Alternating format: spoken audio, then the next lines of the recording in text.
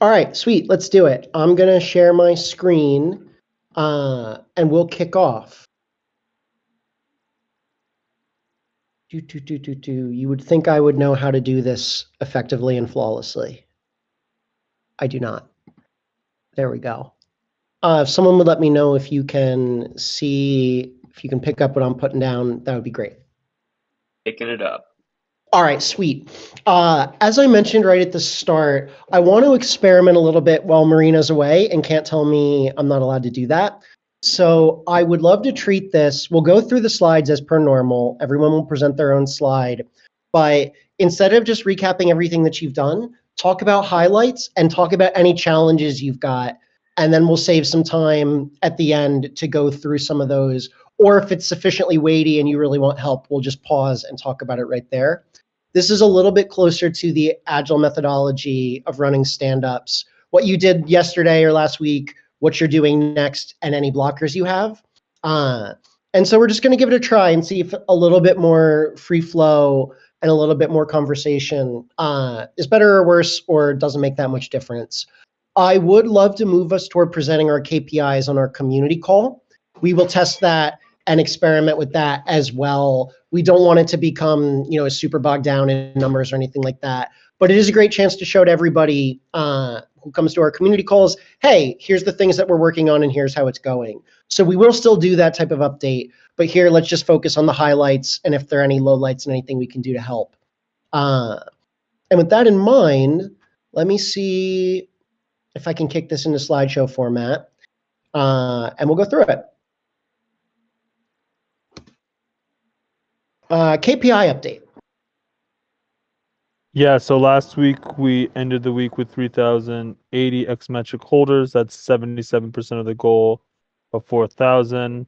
I've just pinged the team to get a better understanding of, the numbers there. But yeah, so don't really have too much context of why we didn't see the normal growth from last week to this week. But we typically do. So we're diving into that to get an understanding there. But we're still pretty close, and we know that we're have some, levers that we can pull to close that goal as well. With the number of challenges, we've already ran 20 for the month, and there's currently just 44 analytical challenges already scheduled, and that number will continue to decrease week over week. So we're on pace there to either hit or exceed the number of challenges. As I mentioned, we're already at 20 ran for the month as well. And then for actual payout, we've already paid out roughly 56,000 this month, with the goal being roughly 166,000. Current forecast has us around 75K being paid out, so expecting to see an increase week over week, but that's where we are for the KPI metrics. Cool. Anything you'd particularly call out as something you want to raise for this crew or ask for help on? Yeah, we'll talk about it and cover it again once in Bounty Outs, but we're expecting to see an increase in the number of challenges week over week. It's really important to show the adoption of the labor markets, our challenge program. So we're really going to be looking there, and we'll likely continue to make a shift away from the growth of Xmetric holders, though that will continue to be important, and really start to focus on the number of active analysts and that growth week over week, month over month. So I would imagine either, next week or the following, look for some shifts in the core KPIs that we'll be highlighting. Mainly will be, analyst, challenge, and partner spend. So really only core change that we might see here is a shift from Xmetric holders to active analysts month over month. Just a question on that score, and if we still need to, brainstorm on it collectively, that's totally fine. If we run, say we had one challenge and 100 open slots that get paid out, in theory, if we did 10 challenges and 10 open slots, do we consider that preferable, or do we consider that it doesn't make any difference? It would make a potential difference in the number of active analysts, but it wouldn't make any difference in the number of challenges being ran. So there is some kind of balancing act, GJ, that me and you can discuss more with the group. But there's some kind of correlation, I guess. Like, we have to run so many challenges with so many slots to probably likely get to the active analyst number that we're looking at. if we reduce the number of challenges and just open the number of slots, I don't personally think that solves the problem because some people will expect not to be paid out. They will just be active. So really depends on that budget pool, how many people we can pay out, and then we're gonna have to find how many challenges we may need to run just to give people opportunity to actually participate and feel like they're gonna be rewarded. So, it's not just increasing the number of submissions that will accept that likely won't be paid. That's going to be challenges and submissions that will be paid. So there's a balancing act that we're going to have to figure out over the next couple of weeks. Got it. Super helpful. We'll keep rolling and then hit it again in Bounty Ops. Analytics. Hi, everybody. This is Zook. So for analytics, we just have some quick stats to share, but you'll see the next few slides will use the format, the agile format that we're trying out this week. But for now, just some quick stats. We had 84 active analysts last week, which is a reduction of 10 active analysts compared to last week. But we're still on trend, still close to the average number. And I think the bounties that we launched last week had a lot of bounties of harder difficulty. So that might be why there's a few less people trying them out. Like the Axelar bounties and the Osmosis bounties are a little bit more difficult. We added 20 brand new analysts to the labor markets. And a quick update on the showcase page. Our friend Kakamura is working on an upgrade where the submissions that were flagged for any reasons will no longer appear on our showcase page. So people visiting that site won't be exposed to like plagiarized problematic submissions. So that's it for analytics, and I'm also next for review. Cool. We'll go Okay. right there. Okay, thank you. So we received 130 submissions last week from 76 analysts, and 10 of those were stellar. Now, what did we work on last week? There's quite a few interesting updates to peer review. We finally decentralized tiebreakers. So these are the votes that we do when two submissions have the same score, and this causes problems with payments that have to be resolved. So this could be a tie for the grand prize, but also sometimes a tie for the last place where we have a limited number of spots for payments. So we used to do that in-house, and this was slowing down payments as we had to vote on these tiebreakers. And now we're utilizing our X-Metric masters to do the voting for us. And so far it's been going well and it's been useful and successful. Another cool update is a new re-review process that was launched. So we have to thank Sunslinger for handling that and leading this initiative. So basically, we've heard a lot of dissatisfaction from our analysts, the scoring of their submissions, and received various constructive comments on the peer review process. So we're giving people a chance to get their submission re-reviewed by their peers, not by bounty ops, but by their peers. And if they need more explanation or they want maybe a chance to change their score, this is now possible thanks to this new process. But people have to put in the work. If they want a re-review, they have to re-review other submissions. So it's the circular economy, you could call it. So this process has begun this week. We're experimenting with it. And Sunslinger has been helpful in answering people's question and making sure that they understand the instructions and how it works. So these are pretty big updates. Now, what are we working on this week? We will experiment with reviewer networks.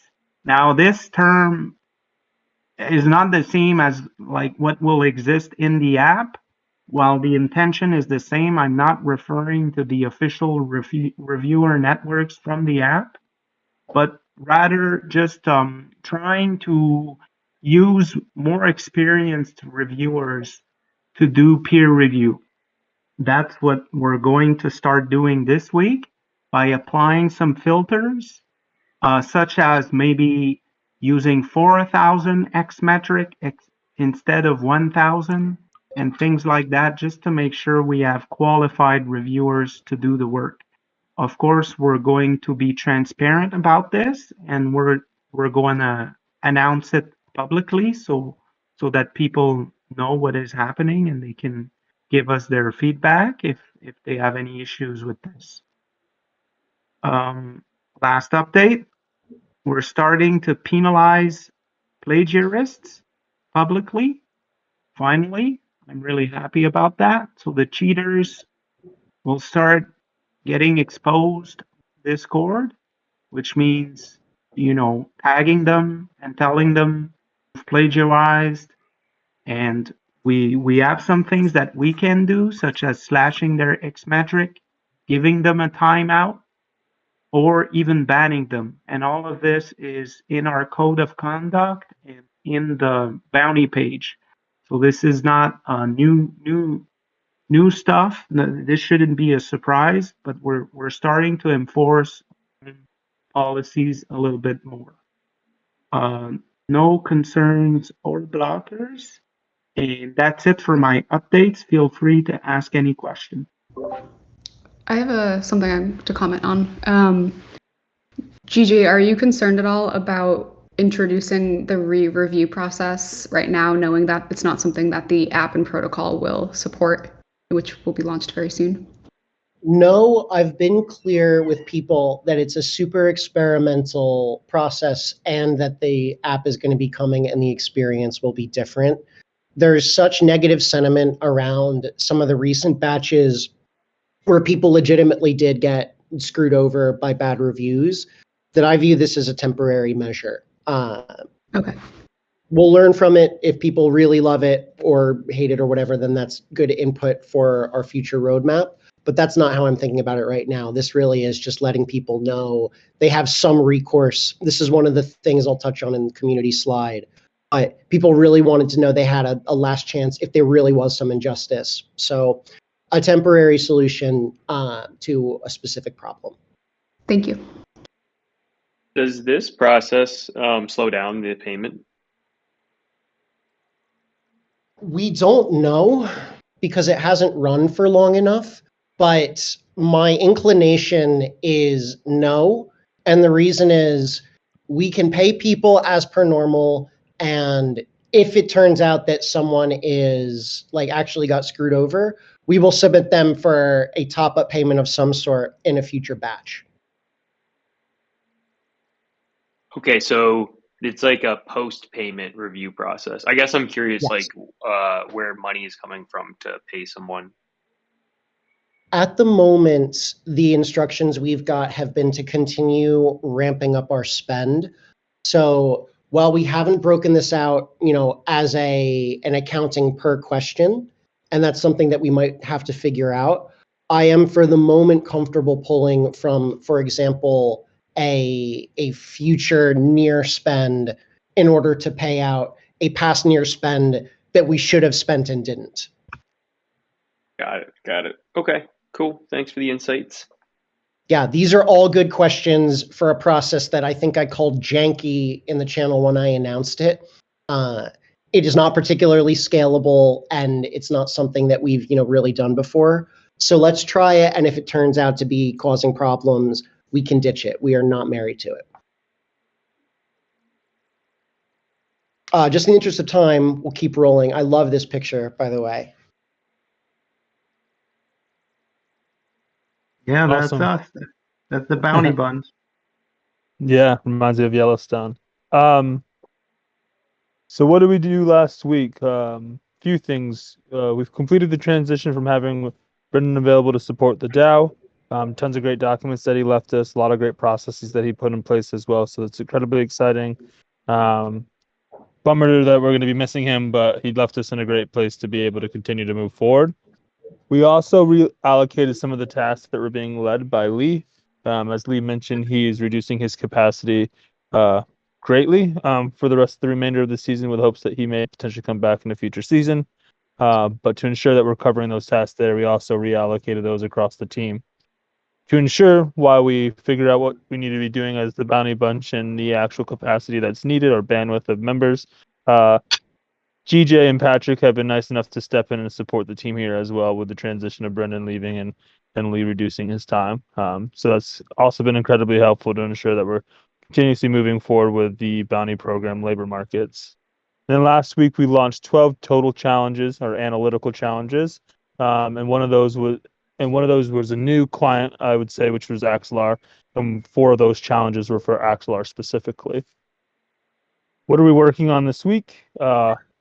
Preparing or becoming prepared for the upcoming increase in challenges for the remainder of season 3 as well as season 4.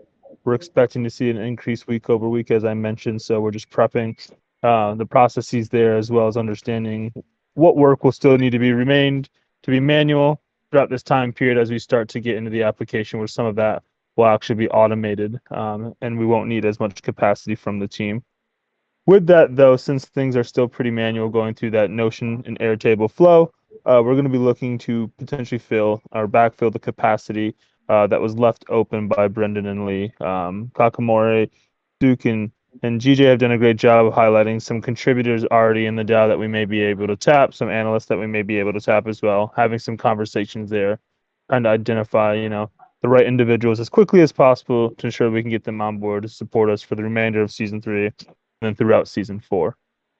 And then, we'll continue to prepare that payment sheet to ensure that we're getting payments out on time to those analysts or service providers are doing that great work. And then lastly, I'd say what issues have been blocking us is just the team's current bandwidth. As you heard, we're solving for this, but this is a big thing. A lot of transitions recently from the bounty ops. So we need to prepare ourselves for that, get people up to speed so we can have individuals that can step in as others continuously step out or transition into other roles. And then the last is what you kind of heard from Zook as well, as the reviewers, both the quality and the execution of the role. We're diving deeper into that, thinking of what these smaller networks should be that could be potentially leveraged, even as the app gets live. What should be the floor for a true reviewer? Is it 2,000 or is it greater? As well as, what kind of training do we need to get in place so that as reviewers come in, we can also upskill them, ensure that, we're getting quality reviews as a whole. So say those are the 2 major blockers that we're seeing, and we're working to solve for them, as you heard in previous slides. Yeah, and I'll add the community pod is leaning in hardcore on the reviewer side, partly in training, partly in communicating with individual reviewers with the community review section, and then trying to introduce and create some of these reviewer networks. I will follow up offline to try to get a list of people with 4,000 X metric. There are plenty of other ways to create reviewer networks and select from them, but that's the lowest departure from what we're doing already. And I don't want to introduce huge changes without more discussion. So we'll try that, and then we'll see, does that group of reviewers produce better results or fewer complaints or both than the current 2,000 threshold? And based on that, we can experiment with different types of reviewers as well. I will add that the bad reviews has more than anything else that I've seen cause some of our existing challenges. Getting this right is crucial. People hate doing work and having it, unfairly graded or not, really read at all. So there's a lot of benefits to fixing this. And as I said, we'll help out the Bounty Bunch to make it happen. Protocol dev. Cool. In the interest of agile style stand-ups, last week we started the beta. This week we are finished stringing together some of the last features and fixing bugs as they come in and get reported. No blockers. Ed is an agile master. I love it. We'll just keep going. Well done, sir. I'll throw one Yeah. blocker, ask for help in there. Would love to see more people that are permissioned start to get in there and try things out, especially as some of these initial bugs are addressed. I believe we've had 8 people so far create markets. I'd love to see that get up to 15 by the end of the week. So if you have access, you want to go try it out, definitely get in there, and we'll look to host another operator office hours soon.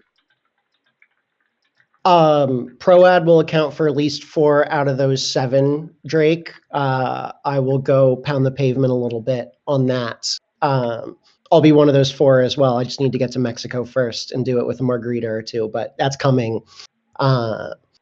If we're struggling there midweek, hit me up and we'll accelerate some of those pushes.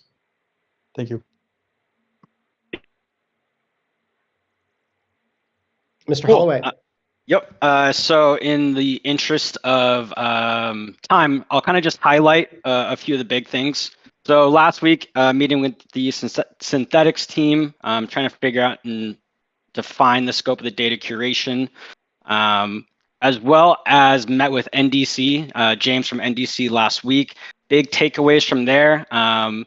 The mega dashboard is going to be pushed to after ETH Denver. And then meeting with him this week as well to further define what Near Social is looking for. So Sunslinger, through you in the Telegram chat, should hear from him either today or tomorrow. I know he had mentioned running a Near Social hackathon. Their final time to submit your team is this Friday. So happy to think more about that, but that's something that they're looking for and is going to get further defined scope of what kind of bounty program that they want. This week, big thing, actually, Drake and I just got done meeting with the Graph. So some really positive things coming from there. Super excited about that.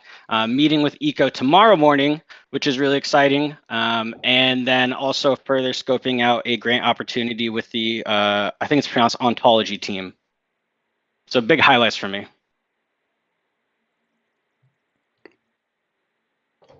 I took a bite of something at exactly the wrong moment. Apologies.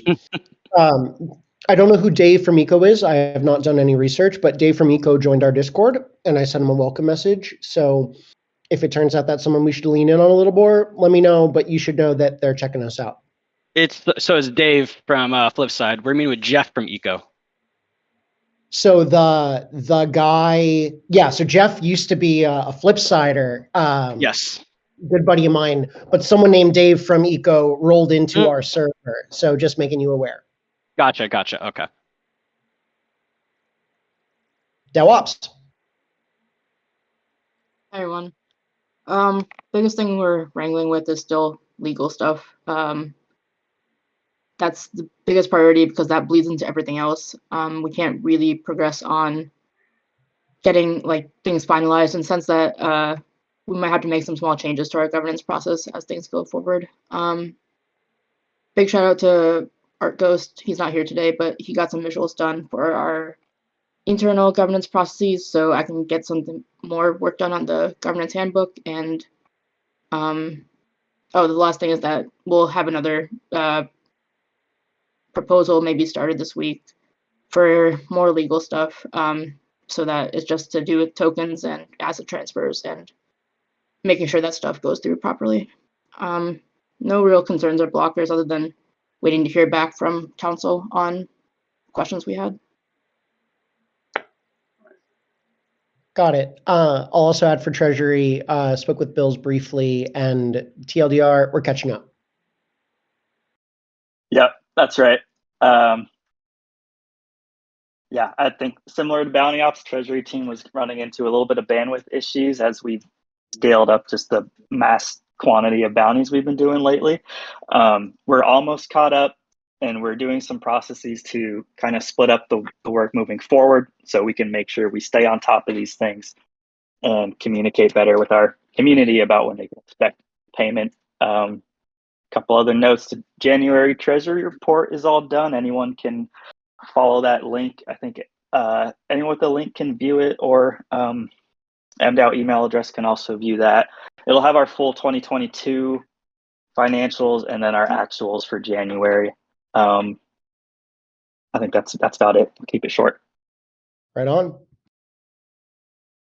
Data curation. fairly You may not- light up. There you Can you are. hear me? Yeah. Fairly light update, and a lot of it was covered in the BizDev slide with Synthetics, so I won't reiterate any of that. But there is some potential cross-chain curation for Squid Router that Flipside would run through the protocol. Still have to hash out details on that, but that would be a good experiment on using the protocol or systems we have in place for this type of curation work. And that's about all. We'll keep rolling. Education. Okay, so last week we ran 2 webinars, one being Algorithm 101 and another one Cosmos 101. Also preparing for Web3 Analytics 201 course that we are actually launching tomorrow. So that's a big update. And also last week we had a Web3 Analytics 101 live session 5, and today we actually just finished the third cohort of Web3 Analytics with the 6th career session. So tomorrow is the start of Web3 Analytics 201, which is really exciting. And then also this week we have 2 webinars. So we've just had one for Ethereum and one for Solana later on this week. And as well, we'll be continuing working on clarifying the roadmap and KPIs for the next couple of months. So here, if any of you have any ideas of what kind of courses or webinars we could create that could potentially bring more attention to the DAO, get more XMetrics holders, or upskill the community, it would be great if you do let us know, because we're at the moment we're really in a process in putting all these pieces together. Awesome. Thanks, Vida. I've seen the roadmap. It's dope. So get excited. Marketing. Yeah, so focus for this week and moving forward is to still promote education and best submissions from our bounties or challenges. And a few highlights on there and last week related to that as well as just events that promote analysts and help people. But basically our goal of growing the number of active analysts. So if you're an analyst in our space, but you want to level up, we want to create and share content, share stories around that. No concerns or blockers. All right. And I'll close this down. We have seen a nice uptick in the stuff that we're doing in public channels, which is great. We're seeing more people, mentioning stuff, which is good. Sometimes it's problems, sometimes it's praise. We love both of them. I'm continuing outreach to some of our friends over at Flipside just to check in, get them involved, which is nice. And then also putting together, as part of the further out roadmap, a training course for XMetric Masters, looking at covering both the review process to increase the quality of reviews and professionalism and presentation to turn them all into marketers and advocates for MetricSDAO and their own work. Priorities, I'm super focused because Marina is out, and I marvel at how much work she does. And a lot of what we were doing is just keeping the ship afloat so she can enjoy vacation. But additionally, focus on the review process and also doing a better job communicating the progress we're making on payment. No concerns or blockers, lots of experiments. Things are going to change with the app. We will continue to promote that, let people know that it's coming. And in the meantime, listen as much as we can to challenges that people are raising, let them know that we're listening, and do our best to make fixes. That's what I got. I'm sorry for keeping people a little bit over. We'll do a better job next time on time management, but I appreciate all of you. One note is we're starting to wind down toward the end of the season, so probably time to start talking about what season 4 will look like. I will make that a bit of a topic for next Monday. In the meantime, thank you to everybody. Enjoy the rest of your Monday evening. Thanks, GJ. Amazing. Thank you, GJ. No eggs from me. No eggs. I escaped the eggs. Thanks, Keep it up for everyone. next week. Bye. Bye, everybody.